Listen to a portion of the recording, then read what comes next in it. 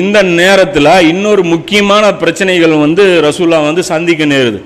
என்ன அப்படின்னா, ஒரு பக்கம் இந்த காஃபிர்களை ஹேண்டில் பண்ணுற ரசூல்லாவுக்கு எவ்வளோ பெரிய தலைவலியோ, அதே மாதிரி ஒரு கும்பல் உள்ளே இருந்துச்சு, முனாஃபிக்குகள் அப்படின்னு சொல்லிட்டு.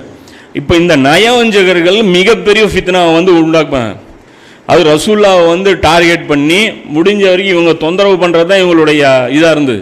அதில் என்னென்ன அவங்க மெயினாக டார்கெட் பண்ணாங்க அப்படின்னா, ஜைனப் ரலியல்லாஹு அவங்களுடைய கல்யாணம். அல்லாஹ் ஜைனப் அகல் போர் முடிஞ்ச உடனே தான் ஜைனப் ரலியல்லாஹுடைய திருமணம் அல்லாஹ் பண்ணி வைக்கிறான். அப்போ அந்த ஜைனப் ரலியல்லாஹு தெரியுமில்ல, மாமி மகள், நபி ஸல்லல்லாஹு அலைஹி வஸல்லம் மாமி மகள், வளர்ப்பு மகனுடைய மனைவி.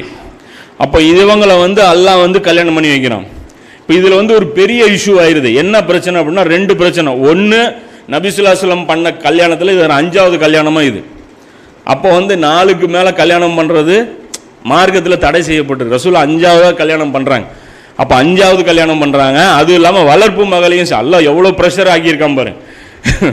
இத்தனைக்கு இது ரசூல்லாவுக்கு சலுகை இருக்குன்னு சொல்லி குர்ஆனில் எங்கேயுமே கிடையாது, ஹதீஸ்லையும் எங்கேயும் கிடையாது. அல்லாஹ் எனக்கு மட்டும் இப்படி ஒரு சலுகை கொடுத்துருக்கா நீங்கள் காட்டவே முடியாது. குர்ஆனுக்கு மாறு செஞ்ச மாதிரி தெரியும், ஆனால் செஞ்சுருக்காங்க. இதுதான் ரசூலை நம்புறதுக்கு உண்டான அளவுகோல். ரசூலை நம்ம நம்பியே ஆகணும். நம்பிட்டீங்க ஒரு வாட்டி அப்படின்னா அவருடைய செயல்கள் அல்லாஹ்வுடைய வழிகாட்டுதல் படி தான் இருக்கும். அதுக்கு உங்களுக்கு ரெஃபரன்ஸ்லாம் காட்டணுங்கிற அவசியம் அவருக்கு கிடையாது. புரியுதா? ரசூல்லாவுக்கு ஆதாரம் காட்டணுங்கிற அவசியம்லாம் கிடையாது. ரசூல்லா செஞ்சாலே ஆதாரம், அவ்வளோதான். செஞ்சனால அதான் அல்லாஹ் சொல்கிறான்.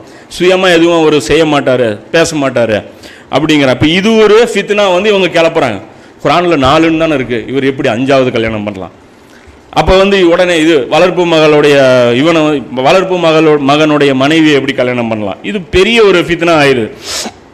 இது அல்லாஹ் டெஸ்ட் பண்ணுறான். இந்த நேரத்தில் இந்த ஃபித்னாவில் யார் யார் விழுறாங்க, மூமின்களில் யார் இவங்க பேச்சை கேட்குறாங்க, அல்லாஹ் டெஸ்ட் வைக்கிறது. மூமின்களில் யாரும் இவங்களுடைய ஃபித்னாவுக்கு போகவே இல்லை. அப்போ இந்த மாதிரி ஒரு பிரச்சனை ஒரு நல்ல நோக்கத்தில் செயல்படும் போது பார்த்தீங்கன்னா இந்த ஒரு தலைவலி வரும். எந்த ஒரு ஜமாத்திலையும் உள்கட்சி பிரச்சனை வரத்தான் செய்யும். அதை வச்சு ஒன்றும் பண்ண முடியாது. அது ஃபேஸ் பண்ணாமல் இருக்கவே முடியாது. இன்னும் சொல்ல போனால் அது அல்லாஹ் அது பல சோதனைகளில் ஒரு சோதனை கண்டிப்பாக அது வரும். இப்போ இந்த அடிப்படையில் இது ஒன்று நடக்குது.